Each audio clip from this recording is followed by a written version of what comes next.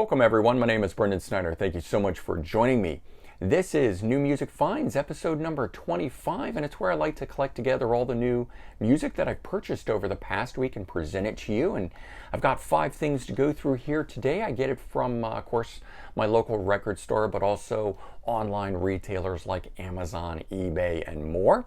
And the way those 5 things break down this time, they are all new releases this time. Just happens to be the way things are. We got 3 new albums, 1 greatest hits, and a box set to show you. But before we dive into all that, if you are new to my channel and you haven't already hit the subscribe button, please click the button. Also leave a comment, hit like. All those things help support my channel. I would greatly appreciate it. And of course, as an added bonus, by subscribing, you'll be able to stay up to date on all that's going on in the world of music, just like this with New Music Finds, episode number 25. And as I mentioned, these are all new releases, so that's where we're going to be today with this. And first one up being Night Ranger, ATBPO, stands for And the Band Played On. 13th studio album. Not sure why they went with the abbreviated form of the title instead of just calling it And the Band Played On, but maybe they thought that people would just be abbreviating it based on its length and they might as well cut to the chase. But anyways, that's what we've got. First album in 4 years, features 12 songs. One of those is a bonus track. The album's got great sound, really good production on this. Both vocalists sound really good in my opinion. And the album itself, it alternates between all-out rockers and the more radio-friendly pop rock songs. It's also got requisite ballads on it that that we've come to know them for. But the album itself, it's quite varied in style. It's got a different mix of guitar and keyboards on it than we're typically used to from Night Ranger albums. All very interesting though.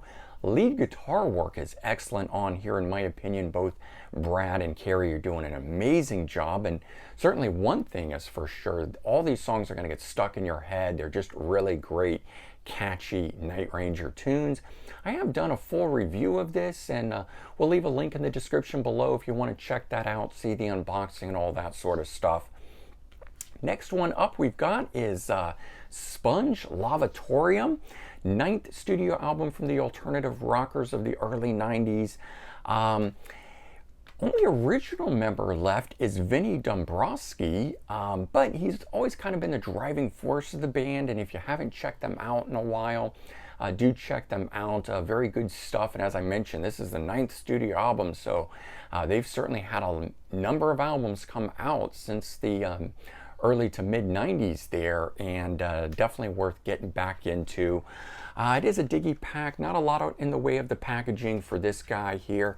It's on the Cleopatra label, a smaller label, so you tend to get that with those smaller labels that don't want to fully invest in it, as most of these labels, everything is about the digital these days, and they're sort of released the physical format just for us junkies that like these the CDs and so forth, but that's just the nature of these things these days. You don't always get a lot of packaging, and case in point will come into play with this next one here. So Colin Hay, I Just Don't Know What to Do With Myself, 13th studio album from the former Men at Work frontman, and as I mentioned, this one here is just cardboard sleeve. There's not a diggy pack or anything to this one here, so it is interesting. You do get the sleeve, which is more than some of these things are.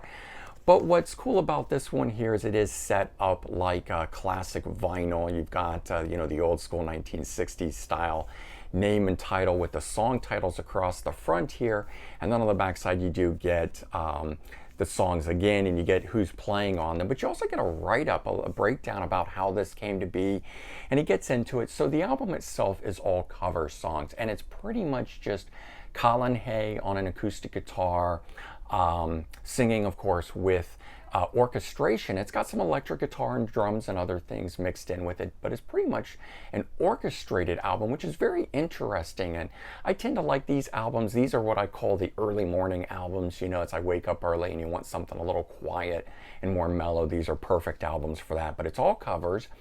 And so he didn't expect to do this album. He wasn't trying to put this together. He did one song and sent it over to a friend and asked him, to try to do something with it. And they were both fairly impressed with what came out of it. So they did another song and another song and another song until it ended up here with this full album. So always cool when you get an album that wasn't anticipated, it wasn't planned, and we're getting something a little bonus because of that. So there you go. If you are a fan of Men at Work, I do recommend it. Colin Hay's voice is Colin Hay's voice. It's just as good as ever, and love listening to it. All right, next up is a best of album, and it comes from an unlikely source in former Black Sabbath bassist Geezer Butler. Not a lot of people even realize that he had solo albums, but he did. They came out under the GZR banner, abbreviation for Geezer, and of course now coming out under the name Geezer Butler. I'm assuming just the idea being it more recognizable that way. And they've actually rebranded all of the solo albums that way, and they're being re-released, but it collects together those 3 solo albums and selections from and kind of thing. And I have to say, I didn't really get into the solo albums when originally released, but I found listening to it through this best of collection here that definitely gave me a new appreciation for it, and I warmed up to it that way. But cool cover there. There's the back side of it, and it is a diggy pack, and there's a booklet in here, very limited 2-page booklet kind of thing. Not a lot of info or anything on it, when I think they could have put a bit more info into that, certainly when recapping 3 studio albums. And it leads us to the next thing here. It's the box set, and it's also from Geezer Butler, called Manipulations of the Mind.